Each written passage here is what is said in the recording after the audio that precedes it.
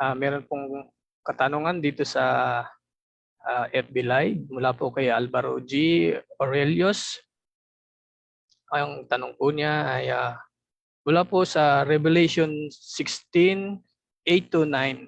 Ang fourth bowl ay binuhos ng anghel sa araw. Ito po ba ang nangyayari ngayon sa heat wave at ang 10-11 ay ang fifth bowl ay dumilim ang kaharian ng beast at ito na po ba ang didilim dahil sa usok ng ikatlong digmaan, pandaigdig? Yun po ang kanyang katanungan. Dalawa yan. Pwede. Possible. Ganon. Another thing. Kung pinadilim sila ng Russia, hindi sila sinuplayan ng gas. Di ba't didilim ang buong Europe? Kaya nga, naninikluhod na sila eh. So look at it that way. Wag po pantasya. Realidad ng buhay ninyo titingnan. Yan lang po. May tanong po ako, kapag po ba matapos na ang templo, ang mga Israelites o ibang mga Shemites na nasa ibang lugar ay dadayo po kaya dito sa bansang Opero pang maghandog? Yun lang po, maraming salamat.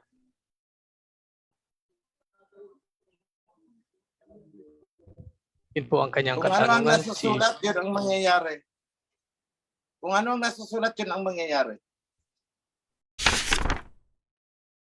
Masaya po kami sa naging kasagutan ni Kamahalan kanina.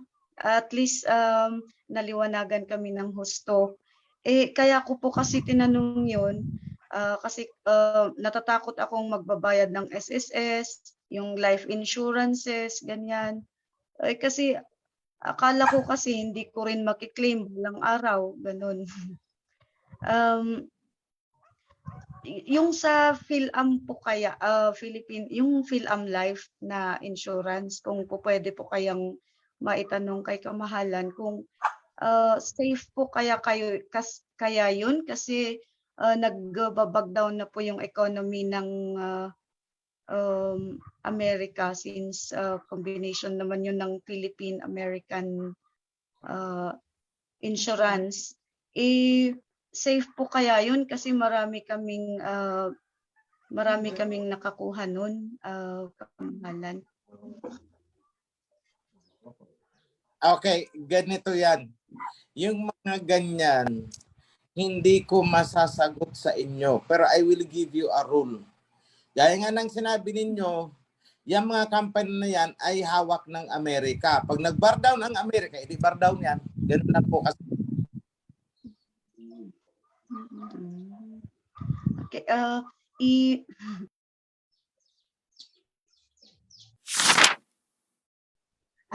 Mahal na hari, nabanggit po ninyo kanina na nagkakaisa na po na hindi na po tatangkilikin ng ibang Asian nation ang dollar.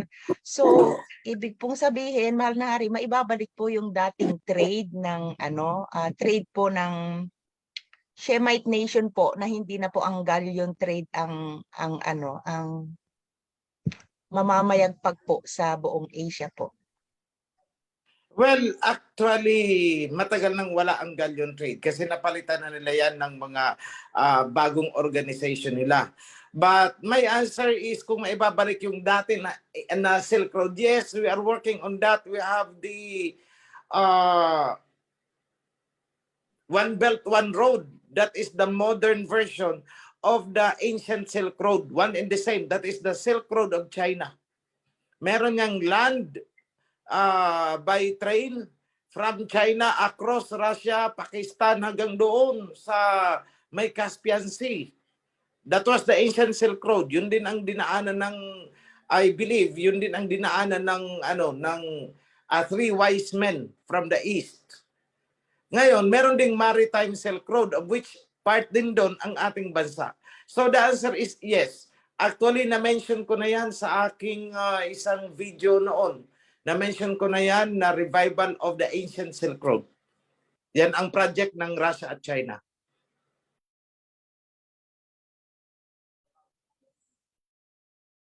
Salamat po. Pwede pong mag-follow up question, Mahal na hari. Ano po, ang tanong ko po, hindi po ba ang ginagampanan po ng China yung parang po nakaugma po kay Moses kasi siya po ang nag-lead sa mga Israelita na daan patungo sa lupang pinangako po.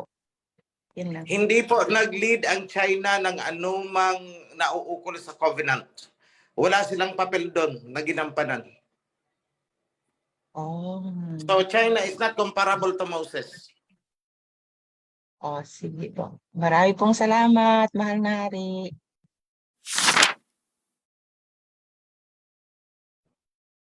Okay, mapagpalang umaga po sa lahat, especially sa ating Abayahawa at sa ating mahal na hari at ganoon din po sa lahat ng bumubuo ng ating gawain ngayong araw ng Sabat.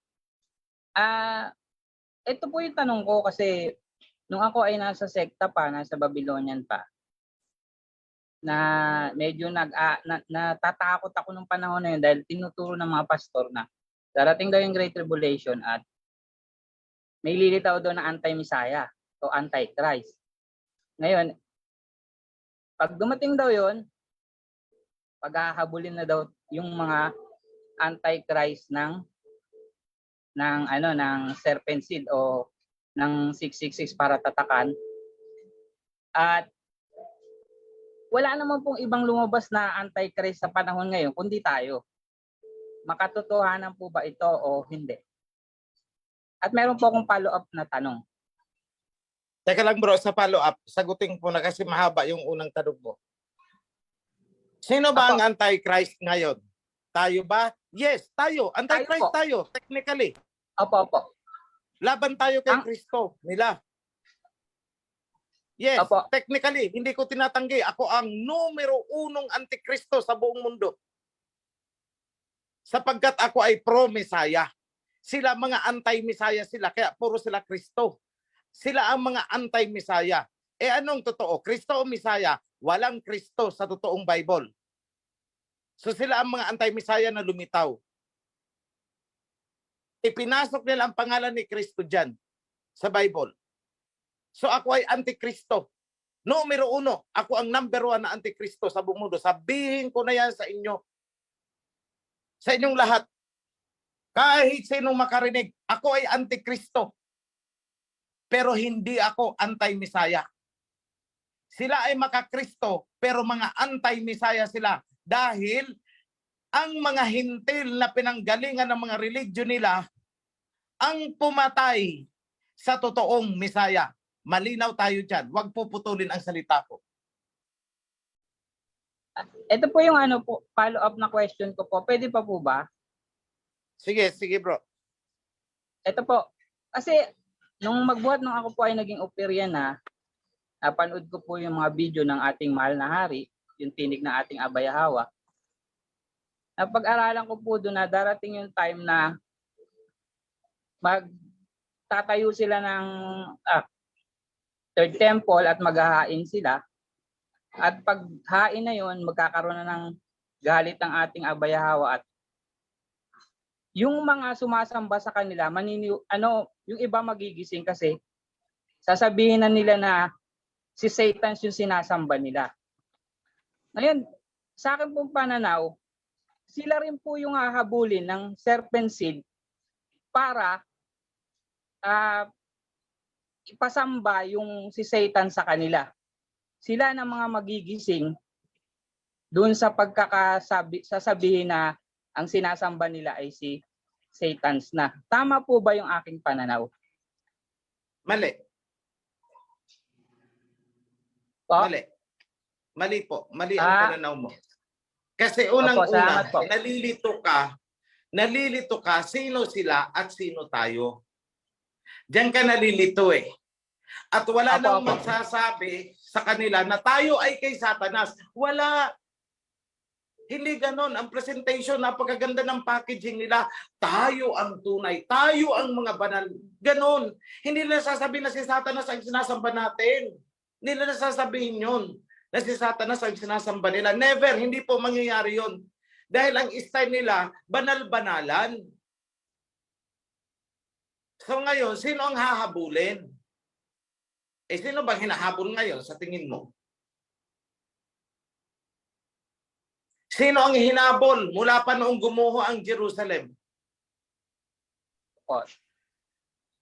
Di ba Tayo rin tayo? po. Ay, yung mga ninuno O, natin. so, hindi sila ang hahabulin. Tayo ang hahabulin. Hindi sila hahabulin ng serpent seed. Bakit? Sila yun eh. Yung serpent seed Opo. at silang mga nagbabanal-banalan ay iisa. Yun ang sinasabi ko sa iyo na nalilito ka kung sino sila. Silang nagbabanal-banalan at silang sumasamba sa adversary at nagkukunwaring mga banal-banalan, hindi sila maghahabulan kasi sila yun eh. So, wag mo brother, wag kang malilito na may serpency doon, hahabulin yung mga nagsasamba-samba doon sa templo nila doon. Hindi po ganon, magkakaisa yan eh. Ang hahabulin at matagal nang hinahabol ay tayo. Kaya nga nila giniba ang Jerusalem eh. Opo. Ngayon, inagaw nila ang Jerusalem. Natupad ang sinabi ng Misaya. Jerusalem will be trampled on by the Gentiles. Sa Matthew yan. Natupad na yan. And matutupad. Natupad na nga, actually. Yung sinasabi na yung offspring of the woman ay hahabulin. Nangyari na yan. Diba? Kaya nga, nakarating dito ang 10 Bornean datos. And in the future, may babangon na king na andyan din yan. Prophet Daniel mismo ang nagsabi na may babangon na kingdom, uupo ang marami sa trono at may isang uupo doon na king na pinalitan nila, ginawa nilang si ancient one daw. Ancient of days. Binura yung king para hindi natin matutunan. Pero na-discover namin yan eh. And after that, bababa ang Misaya at pupuntahan niya yung king na muling nag-revive ng covenant. Yan po ang kay Prophet Daniel. Kung napanood mo bro, yung message ko last Sabbath, kung napanood mo yun, dapat napanood mo yun at napakinggan mo yun. Basahin mo na yan, nasa Daniel, yung sa Little Horn yan. Tingnan mo ang sunod-sunod ng pangyayari doon. Malinaw yun. Apo. So kingdom muna, may king, bababa si Misaya Hawashay, tapos pupuntahan niya ang king, at saan sila pupunta? Sa temple. Ayon naman kay Prophet Malakay. So wag na po kayong malilito dahil hindi po yan hahabulan ng serpent seed ang nagtayo ng temple doon. Hindi po, magkakasama po yan. Bagkos ang didikdik sa kanila ay yung mga Asians galing dito sa atin. Bakit? Yun ang sinabi ni Misaya Hawasay kay Prophet Joel na siya ay magkakaroon ng reckoning, Judgment Day. Kailan niya gagawin? Sa panahon na tumayo ang temple sa Holy Land. Because yung temple na yun ay hindi kanyang temple, kundi temple ng mga Gentiles. Maliwanag tayo dyan. Yun lang po kapatid, huwag malilito. Unawain nyo lang mabuti lahat ang mga messages ko at ang mga messages ng mga priest.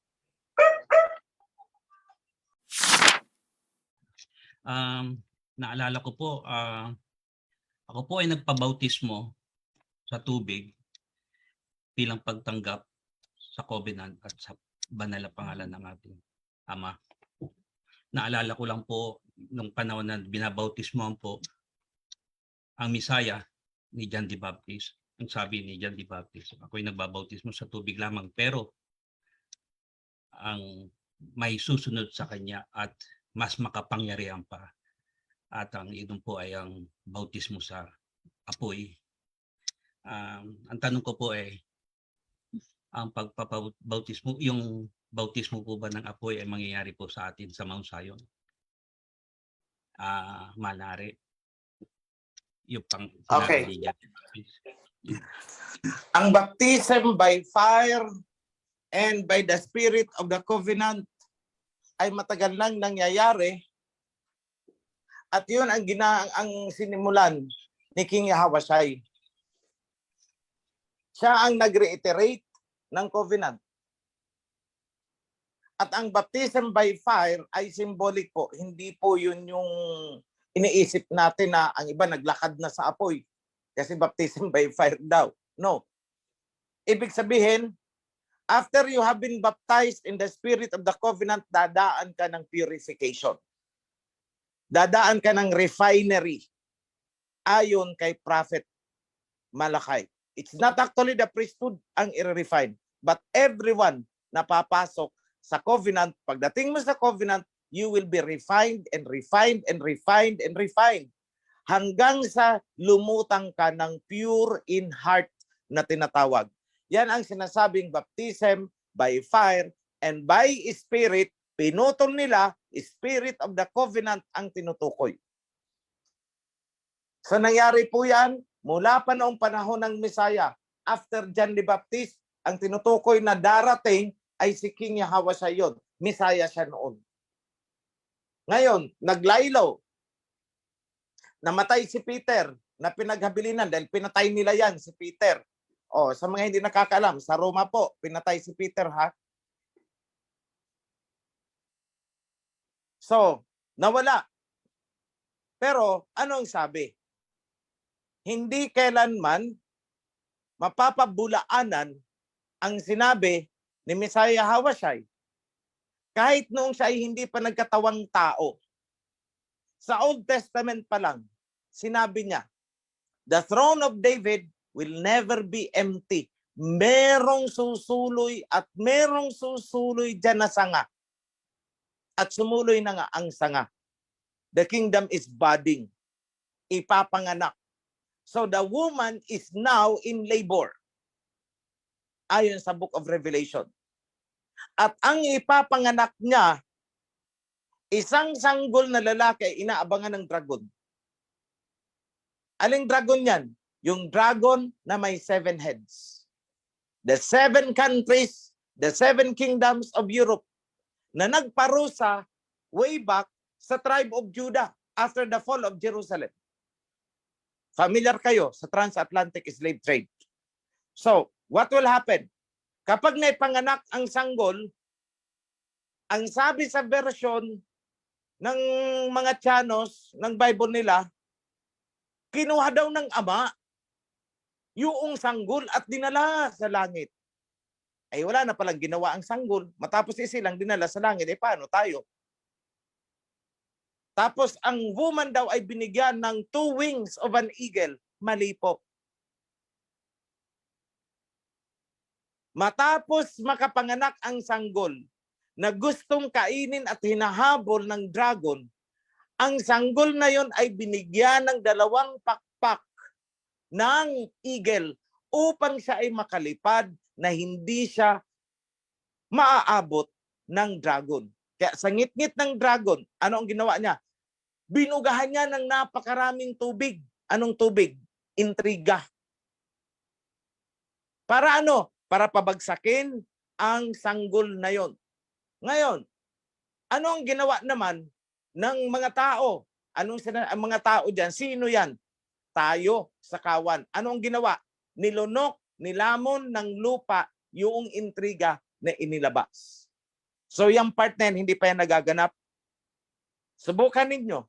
Pag lumutang na tayo after the proclamation of the kingdom and after mailabas ang Torah, diyan nyo mararamdaman kung paano tayo titirahin ng iba-ibang bansa. This particular group dito sa silangan. Yan ang fulfillment ng Revelation na bubugahan ng dragon ng maraming tubig yung isinilang upang siya ay matangay. Pero binigyan ng 2 pakpak ng eagle upang makalipad yung isinilang na sanggol. Ngayon, ano nangyari sa sanggol? Makikita mo yan sa susunod na phases ng Revelation. Umupo yun as king kasama ang elders. And what happened? Yung sanggol na yon ang popokpok sa dragon. And that is happening soon. So hanggang dyan lang muna ang i-reveal ko sa inyo. Go ahead po. Mapagpalang hapon ulit at happy Sabat sa ating priesthood at sa ating mahal na hari. Ang tanong ko lang sa ating mahal na hari ay napanood ko po sa balita sa international news na isa sa two witnesses ay ang China, na ang China ay tumutulong dito sa South Pacific country dito sa Solomon Island at sa PG, sa Solomon Island country at sa PG country, na tinutulungan ng China at pinangungunahan ito ng Prime Minister. At ang China din ay nagtatayo sila ng mga negosyo upang palaguin ang mga bansang ito. So ito po ay, ang mga bansang ito ay alam natin na nasakop ng mga serpent seeds itong bansa na binigay kay Ham, sa lahi ni Ham. Ang tanong ko po, mahal na hari, ito ba ay banta sa Siberanya at ito ba ay banta sa mga serpent seeds? Yan lang po ang tanong ko, mahal na hari. Yes, banta talaga sa kanila yan. Dahil sa ibabaw, ang nakikita natin is geopolitics na economic, ganon development, etc. Yan ang nakikita natin at yun din naman ang sinasabi ng China. They are there to trade and improve lives, economic resources. Pero ano ang nasa inner core nun? Military defense. Kasi eventually, ang tao dyan sa Solomon Islands, yung Pacific Islands na yan, kapag nakita nilang, okay pala ang China, reliable pala ang China, mababait pala ang China, tinulungan tayo, gumanda ang antas ng pamumuhay natin. So what is next? Tulungan natin ang China dahil kinakalaban sila ng mga sumakop din sa atin. Remember, Solomon Islands have been colonized by Britain. Pati ang New Zealand na yan. Walang kano-kano dyan, walang tisoy-tisoy dyan dapat. Pati ang Australia na yan, dapat walang tisoy-tisoy dyan. Magsiuwi sila sa Europe. Kahit itong Amerika, walang tisoy-tisoy dyan dapat. Umuwi sila sa Europe dahil yun ang lugar nila. So what is China doing? Sinisecure niya na ang boundary dahil kumbaga sa lupa, itong Pacific Islands na ito yung nakadikit sa boundary dito sa east. So ano ginawa ng China? Inagapan niya na. At ano naman ang ginagawa ng Russia? Inayos niya ang boundary mula sa Ural Mountains pababa sa Sea of Azov, that is Damiat Sea, pababa sa Black Sea. So sasabihin natin lumampas yata ang Russia at pinakialaman ang Ukraine. Alam niyo ang katotohanan dyan, ito. Kung hindi pinakialaman ng NATO ang Ukraine at hindi pinakikialaman ng European military at kung ang Ukraine ay nagpaka-neutral lamang, hindi sila gagalawin ng Russia. Magiging bakod lang sila. Ganon din ang Finland. Hindi naman sila gigirahin ng Russia. Anong sabi ni Putin? Maging neutral lang kayo. Huwag kayong magiging militarized diyan. Hindi namin kayo gagalawin. You are a buffer zone. Parang ganun. Ngayon, papasok daw sa NATO itong Finland. Actually, on process ang application. At pag nakapasok na, magiging militarized zone sila, dididmain nga sila ng Russia. Bakit? Anong nasusulat sa Revelation? Nakahanda ang two witnesses na magbuga ng apoy sa sinumang magtatangka na sila ay saktan. Same thing with Taiwan. Dito sa east, sa silangan, Taiwan at China. Sinusulsulan ng Amerika ang Taiwan upang wag magpasakop sa China. Saan ba galing ang Taiwan? Mga tao dyan, hindi ba't galing sa mainland China? Mga Chinese tingnan mong itsura, tingnan mong lingwahe. Loko-loko itong mga Taiwan na to Nagpapauto sa mga kano. Isa rin itong Japan. Oh, pinangunahan ni Abi. Yung halos dumila na sila sa puwet ng mga kano. Well, ano nangyari kay Abi?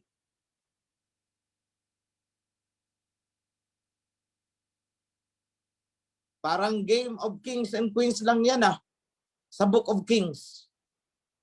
Pag hindi gusto ni Aba, yung isang king namumuno, namamatay. Ano nangyari kay Abi?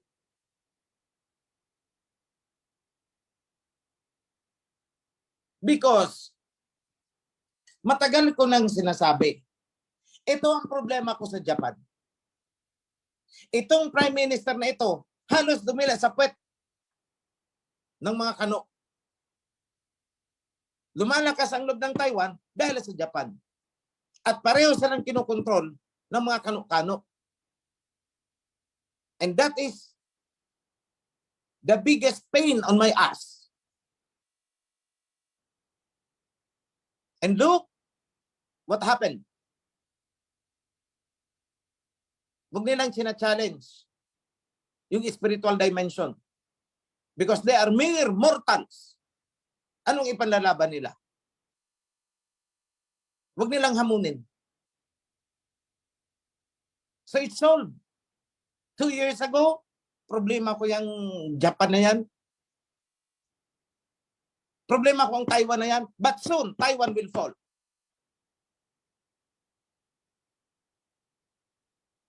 I will let them fall.